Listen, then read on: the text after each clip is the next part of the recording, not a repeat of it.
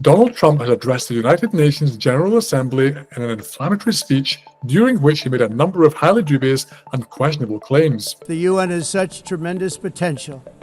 I've always said it, but it's not even coming close to living up to that potential. For the most part, at least for now, all they seem to do is write a really strongly worded letter and then never follow that letter up. It's empty words, and empty words don't solve war. Since its founding in 1945, the United Nations succeeded in resolving numerous conflicts and has provided multiple peacekeeping missions. It has successfully ended several wars, notably in Namibia, El Salvador, Mozambique and Cambodia, to name but a few. It has also had notable failures, such as its inability to prevent genocides in Rwanda and Bosnia in the 1990s.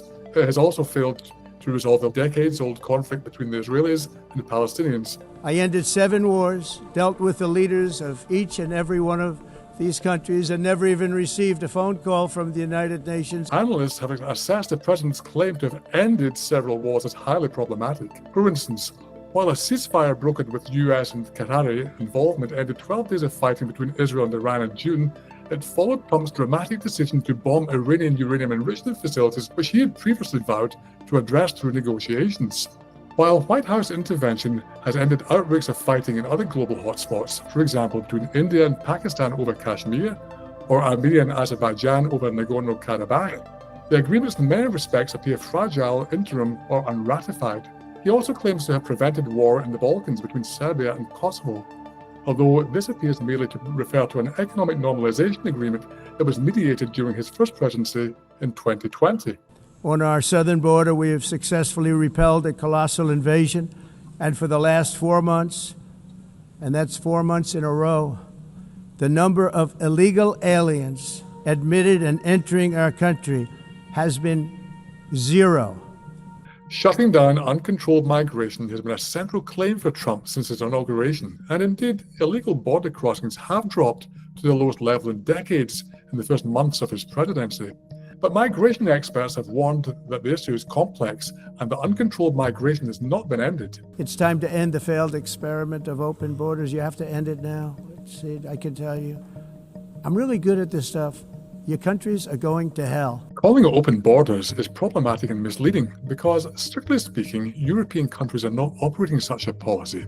Most European Union and Schengen Agreement countries allow free movement between each other and do not have border checks at their internal borders, but implement strict checks at their external frontiers.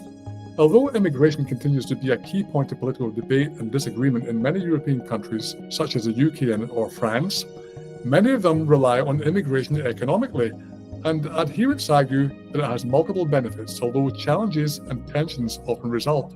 I want to thank the country of El Salvador for the successful and professional job they've done in receiving and jailing so many criminals that entered our country. Numerous investigations have shown that out of the 238 Venezuelans deported to El Salvador's so-called Terrorism Confinement Center, otherwise known as CICOT, around 90% had no criminal record in the United States. Most of those who held a criminal record had convictions for non-violent offenses like shoplifting and traffic violations. In the event that Russia is not ready to make a deal to end the war, then the United States is fully prepared to impose a very strong round of powerful tariffs which would stop the bloodshed, I believe, very quickly. But for those tariffs to be effective, European nations, all of you are gathered here right now, would have to join us in adopting the exact same measures. Europe has to step it up.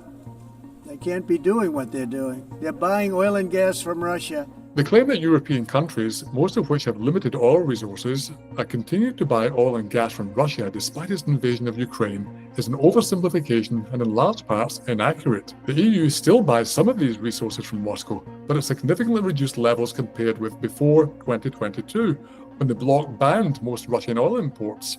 The European countries that continue to take Russian oil include Hungary, whose Prime Minister Viktor Orban is a noted admirer of Trump, and Slovakia, whose populist Prime Minister Robert Tait addressed this year's CPAC conference in Maryland. The EU has tried to drastically cut its dependence on imports of Russian oil and gas. Phasing out Russian energy products completely is difficult for the EU because unanimous approval is needed to put the necessary sanctions in place. So in effect, Trump seems to be focusing on the economic practices of the most Russia-friendly members of the EU, who also happen to have in Orbán and Fico leaders who are sympathetic to Trump himself, to mischaracterize the rest of the bloc's stance on buying Russian energy.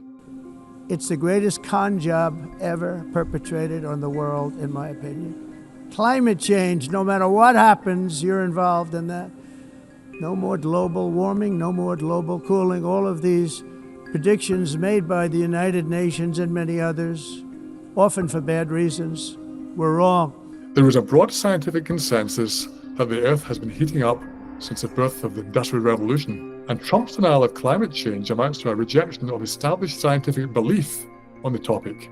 For instance, a 2021 paper found that between 91% among all scientists and 100% among climate specialists agreed that human activity was causing climate change,